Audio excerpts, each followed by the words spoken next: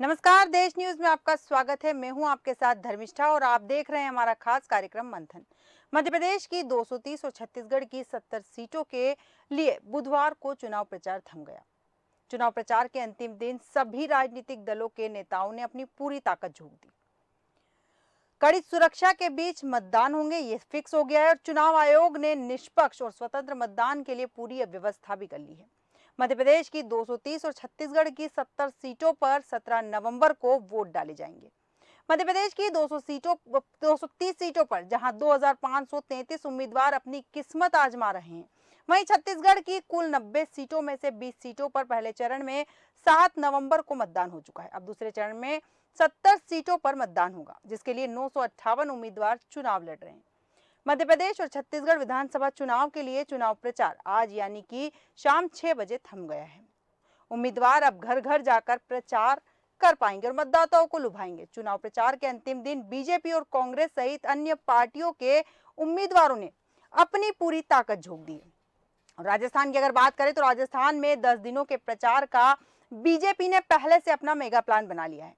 कमजोर सीटों पर दिग्गजों को जो प्रोग्राम फिक्स हैं वो कर दिए गए हैं और राजस्थान में विधानसभा चुनाव 25 नवंबर को होने जा रहा है।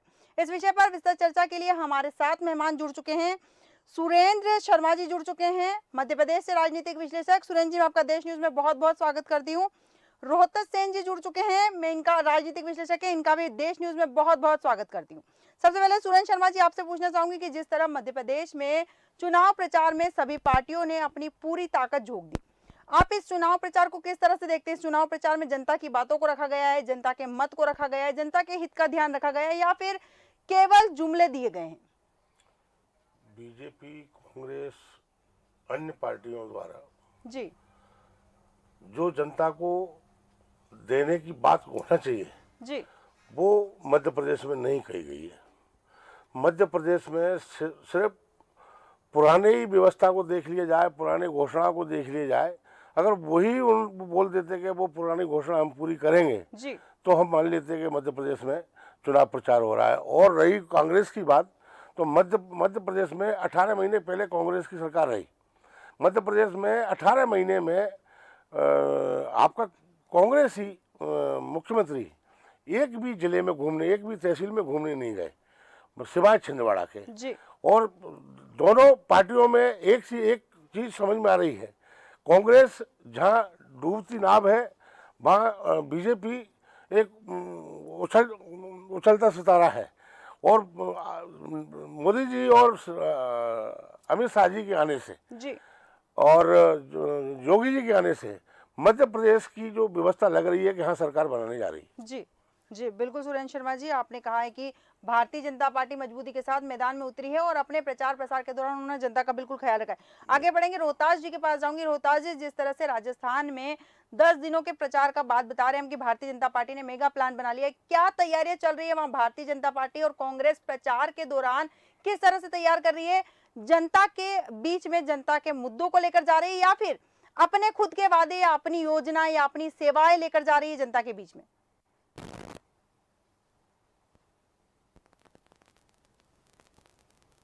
रोहतास जी, आपकी आवाज हम तक नहीं पहुंच पा रही है।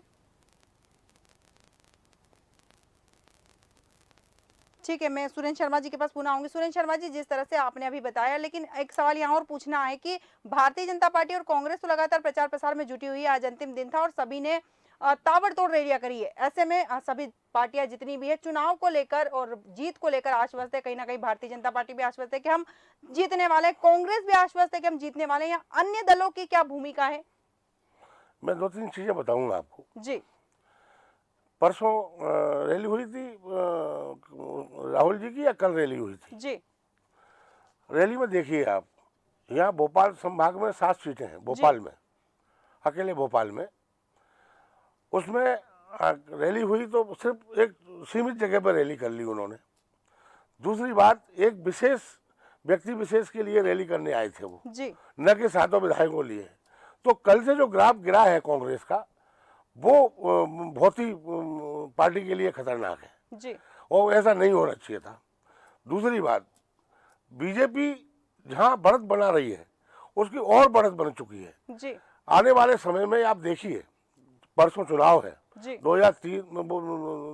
3 तारीख को दिसंबर को गिनती है, 135 सीट से नीचे नहीं आ रही है बीजेपी की। जी और बाकी जो दल हैं, बाकी दलों की भूमिका मध्य प्रदेश में पहले भी गिनी चुनी रहती थी और आज भी गिनी चुनी रहेगी। जी जैसा कि आपने कहा कि बाकी दलों की जो भूमिका रहेगी गिनी चुनी रहेगी, लेकिन जी। कुछ सीटों पर जो रहते हैं तीसरा दल जो रहता है, कई बार भारतीय जनता पार्टी और कांग्रेस का खेल बिगाड़ देता है, कई बार कुछ वोट काटने की स्थिति में होता है और आखिरी मोमेंट पे अगर देखा जाए तो वो निर्णायक भूमिका में रहते हैं। खेल बिगाड़ने वाला और इस बार बनाने वाला खेल नहीं है ये। जी ये तो आर और पार का खेल है इस बार। इस बार निर्दलीय भी आप देखिए, फॉर्म बहुत कम फॉर्म भरे हुए हैं। जी मैंने मुश्किल से 2700 फॉर्म डाले हैं पूरे मध्य प्रदेश में विधानसभा के लिए, चाहे वो निर्दलीय हो या दल का हो या किसी भी दल का हो। जी मैंने पहले 10-10 हज़ार 12-12 हज़ार फॉर्म डलते थे, तो उसमें कमी आई है। तो वो वोट उनके जो कटते थे वो वोट भी प्राप्त होंगे पार्टियों को। अब रही भाजपा, बहुजन समाज पार्टी, समाजवादी पार्टी और आपका आम पार्टी जी और निर्दलीय, तो इनका बहुजन का 1-2 सीट बहुजन की आ जाएंगी, 1-2 सीट समाजवादी पार्टी की आ जाएंगी। जी बाकी निर्दलीयों का खेल खत्म हो गया मतलब। जी बिल्कुल। मैं रोहतास जी से पूछना चाहूंगी, रोहतास जी, राजस्थान में चुनाव प्रचार किस तरह से चल रहा है और कौन सी पार्टी जनता के बीच किस मुद्दे को लेकर जा रही, जनता के मुद्दों को लेकर जा रही है या फिर अपनी ही जो योजना है, अपनी भूमिका है या अपनी उपलब्धियां गिना रही है? देखिए मैम, मैं राजस्थान की बात करूं जी तो राजस्थान में कांग्रेस पार्टी अभी सत्ता में है जी और राजस्थान में मुख्यमंत्री अशोक गहलोत जी ने जी जनता से जुड़ी हुई चीजें लोगों के बीच में लेके जा रहे हैं। जी बात महंगाई की करें, सस्ते सिलेंडर, बीपीएल परिवारों को 500 रुपए में सिलेंडर दे रहे हैं और इन्होंने 7 गारंटियां भी दी हैं। जी ठीक है, कांग्रेस उनको रेगुलर भुनाने का प्रयास कर रही है। वहीं दूसरी तरफ भारतीय जनता पार्टी है, क्योंकि भारतीय जनता पार्टी आज एक हाईटेक पार्टी हो चुकी है। पार्टी हाईटेक होने का फायदा ये मिल रहा है कि वो सोशल मीडिया पे बहुत आक्रामक रूप से कांग्रेस पे हमलावर है, जिनका कांग्रेस के लोगों के पास कोई तोड़ नहीं है। तो राजस्थान में दोनों ही पार्टियां, कांग्रेस तो अपने लोक लुभावन जो वादे इन्होंने किए हैं उनको लेके जा रही है और भारतीय जनता पार्टी जो जमीन से धरातल से जुड़ी हुई समस्याएं हैं, आम आदमी की दिक्कतें हैं, उनको लेके क्षेत्र में जा रही है। बिल्कुल, आपने सही कहा कि जो भारतीय जनता पार्टी है जमीन से जुड़ी हुई, जनता से जुड़े हुए जो मुद्दे हैं उन्हें लगातार उठा रही है। यहाँ पर कुछ गारंटी जैसे भारतीय जनता पार्टी ने दी हो, कुछ उपलब्धियां गिनाई हो या फिर कांग्रेस ने कुछ ऐसी उपलब्धियां गिनाई हो जिससे कि लगता हो कि प्रचार में कौन सी पार्टी आगे बढ़ रही है और कौन सी पार्टी प्रचार में कमजोर पड़ रही है? प्रचार की बात करें जहां तक, तो मेरा ये मानना है कि कांग्रेस इस मामले में फिसड्डी साबित हो रही है। जी प्रचार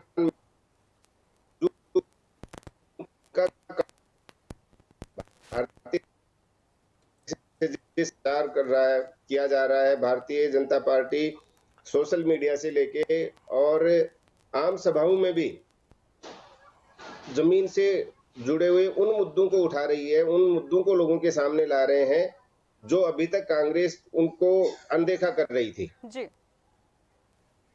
तो कांग्रेस की बजाय भारतीय जनता पार्टी आक्रामक है। बिल्कुल बिल्कुल सही कहा आपने कि चुनाव प्रचार की अगर बात करें तो भारतीय जनता पार्टी वहां राजस्थान में आक्रामक दिख रही है और कांग्रेस जो है फिसड्डी साबित हो रही। वहीं अगर मध्य प्रदेश की बात करें तो सुरेंद्र जी, जिस तरह मध्य प्रदेश में हम आ रहे हैं, मध्य प्रदेश की हम बात कर रहे हैं, मध्य प्रदेश में चुनाव प्रचार में भारतीय जनता पार्टी बहुत आगे चल रही है, कांग्रेस कहीं ना कहीं अगर देखा जाए तो नदारद नजर आ रही है। कांग्रेस ही पिछले 20 साल से रिकॉर्ड देख लीजिए कांग्रेसियों का, और मैं तो ये कहूँगा कि पिछले 40 साल का रिकॉर्ड देखिए कांग्रेसियों जी। कांग्रेसियों ने क्या है, आराम से सत्ता का भोग किया है जी। कोई टेंशन नहीं आया था।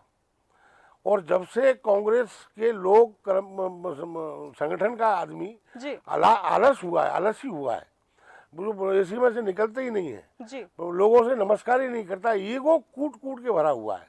इस कारण कांग्रेस पीछे जा रही है और बीजेपी का एक कैडर जो है ना, वो मतलब कितना ही बड़ा हो रहा है, इसके बाद में भी वो झुक के प्रणाम करता है छोटे से छोटे आदमी से उसका रीजन वो परिणाम आपको देखने को मिल रहा है। बिल्कुल बिल्कुल सही कहा आपने कि जनता से जुड़ना बहुत ज्यादा जरूरी है। जनता से अगर नहीं जुड़ेंगे तो जनता आशीर्वाद कैसे देगी। बिल्कुल सही जी कहा आपने। जी। इसी के साथ हमारे साथ गंगेश द्विवेदी जो जुड़ चुके हैं, राजनीतिक विश्लेषक है छत्तीसगढ़ से। गंगेश जी, मैं आपका देश न्यूज में बहुत बहुत स्वागत करती हूँ।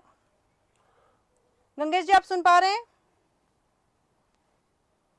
शायद गंगेश जी तक हमारी आवाज नहीं पहुंच पा रही है। रोहतास जी, मैं आपके पास पुनः आऊंगी। राजस्थान की जैसे हम बात कर रहे थे, भारतीय जनता पार्टी यहाँ आगे बढ़ चुकी है प्रचार में, जैसा कि आपने कहा था। कांग्रेस फिसड्डी साबित हो रही है। जनता का मत क्या कह रहा है? जनता की वहां की प्रमुख समस्या क्या है, जिन्हें लेकर लगातार जनता कांग्रेस सरकार से राजस्थान में नाराज चल रही है? देखिए धर्मिष्ठा जी, बात करें कांग्रेस और बीजेपी की, जी तो जैसा कि सुरेंद्र जी ने बताया, राजस्थान की भी कांग्रेस के ऐसे ही हालात हैं। जी वो लोग आज भी 70 साल पहले की कांग्रेस और 70 साल पहले का देश मान के चल रहे हैं, जी जबकि 70 साल में बहुत सारा पानी बह चुका है, बहुत सारा लंबे समय गुजर गया है। बिल्कुल। इस दौरान आज का मतदाता बहुत समझदार भी है। तो कांग्रेस जो मुद्दे लेके जा रही है, वो पुराने मुद्दों को भी अगर ये पूरा नहीं कर पा रहे हैं, ये राजस्थान में भी लागू होती है। राहुल गांधी जी ने राजस्थान में एक सभा करी थी। जी उस सभा में कहा था 1 2 3 4 और ऐसे 10 गिनती बोली थी, 10 दिन में किसानों का कर्जा माफ हो जाएगा। जी किसी भी किसान का कर्जा राजस्थान में आज तक माफ नहीं हुआ। जी 10 दिन तो छोड़िए, पूरे 5 साल इनको पूरे हो जाएंगे, नहीं किया। जी ठीक है। और भारतीय जनता पार्टी को बैठे बिठाए मसाला दे देते हैं। ये राजस्थान कांग्रेस के जो लोग हैं राजस्थान में, जो भी केंद्रीय नेतृत्व से लेके जी जो राजस्थान में कांग्रेस है, ठीक आम आदमी से जुड़ना ही नहीं चाह रहे। ठीक है। ठीक है रोहतास जी, बिल्कुल सही कहा आपने कि कांग्रेस की हालत ऐसी है कि कांग्रेस जो है झुकना नहीं चाहती। कांग्रेस पुराने ढर्रे पर ही चल रही है। ऐसे में कांग्रेस को क्या नुकसान होगा, ये देखना दिलचस्प होगा। इसी के साथ अंतिम प्रतिक्रिया सुरेंद्र शर्मा जी आपकी चाहूंगी मैं कि जिस तरह से प्रचार की हम बात कर रहे हैं, जनता के मुद्दे उठने चाहिए थे प्रचार के दौरान, लेकिन आरोप प्रत्यारोप की राजनीति हो रही है। साथ ही जो राजनीति की अगर हम बात करें तो कांग्रेस की अगर हम यहाँ बात करें तो कांग्रेस लगातार हमलावर है। जनता के बीच में वो ये मुद्दा लेके नहीं जा रही कि हमने ये काम किए हैं और हम ये काम करने वाले, वो लगातार भारतीय जनता पार्टी पर हमलावर नजर आ रही है। ऐसे में क्या लगता है कि जनता के मन को मोह पाएगी कांग्रेस पार्टी? हम फिर पिछले 18 महीने बाद चलते हैं अपन कांग्रेस जी सरकार के।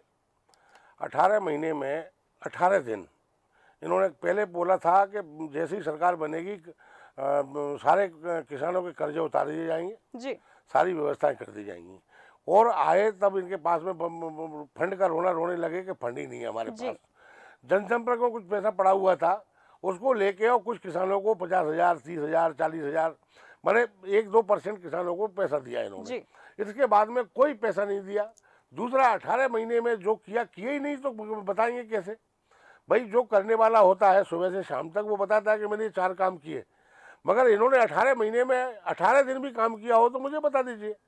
और बीजेपी लगातार सुबह से शाम तक एक ही काम करती है कि साहब मुझे जनता से मिलना है, मुझे गरीबों से मिलना है, मुझे मजदूरों से मिलना है, मतलब हर व्यक्ति से वो मिलने तैयार रहती है।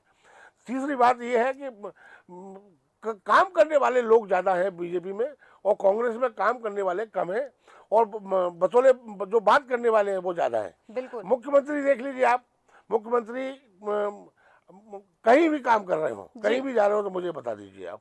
और बड़ी बड़ी बातें करने से वोट नहीं मिलता है। मैंने आज बीजेपी तो आज लगातार दे रही है जनता को, हर चीज़ दे रही है। तुम आओगे तब दोगे, तब कब आएंगे और कब दोगे आप? तो ये रेवड़ी बांटने से या फालतू की बातें करने से सरकारें नहीं बनती। बिल्कुल सही कहा सुरेंद्र शर्मा जी आपने कि जनता के बीच जाना पड़ता है, जनता के सामने मुद्दे उठाना पड़ता है, जनता को अपनी बात समझानी पड़ती है, तब जनता समझती है और उसके बाद वो चुनती है कि कौन सी पार्टी हमारे लिए सही है। फिलहाल सुरेंद्र शर्मा जी और रोहतास सेन जी हमारे साथ चर्चा में बने रहने के लिए, विस्तृत जानकारी साझा करने के लिए बहुत बहुत धन्यवाद आपका।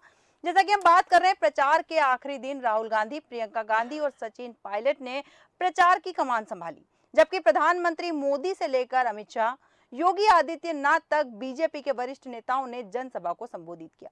चुनाव प्रचार के अंतिम दिन सभी पार्टियां लगी रही मतदाताओं को साधने में। अब देखना दिलचस्प होगा कि जनता के दिलों पर किसका राज होता है। हमारे आज के खास कार्यक्रम मंथन में फिलहाल इतना ही।